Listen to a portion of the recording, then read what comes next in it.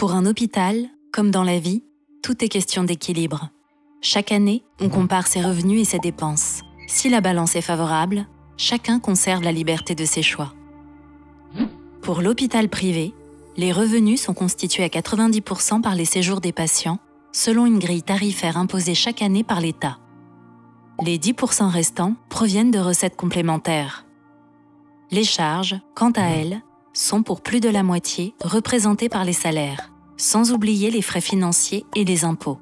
Dans ce contexte, en 2023, les revenus pour Vivalto Santé ont été inférieurs aux charges à hauteur de 22 millions d'euros, malgré une augmentation de 6% des patients pris en charge dans nos établissements.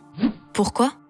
Les tarifs 2023 n'ont jamais intégré l'inflation de nos charges, contrairement aux engagements pris par l'État.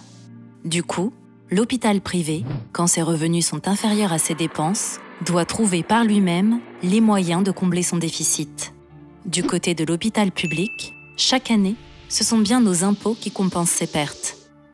En 2024, l'État finance au profit exclusif de l'hôpital public des revalorisations salariales et des mesures en faveur du travail de nuit et des week-ends, sans rien pour les hôpitaux privés.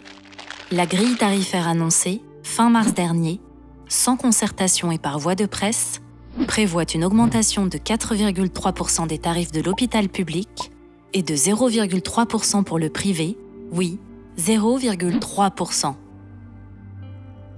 Voilà qui va aggraver la situation et nous priver de toute marge de manœuvre en 2024.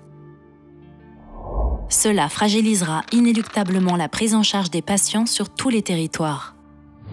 En conclusion, le monde hospitalier fonctionne en France sur deux jambes, le privé et le public. Et c'est bien en garantissant l'équité entre les secteurs privés et publics que l'on améliorera la prise en charge pour nos patients.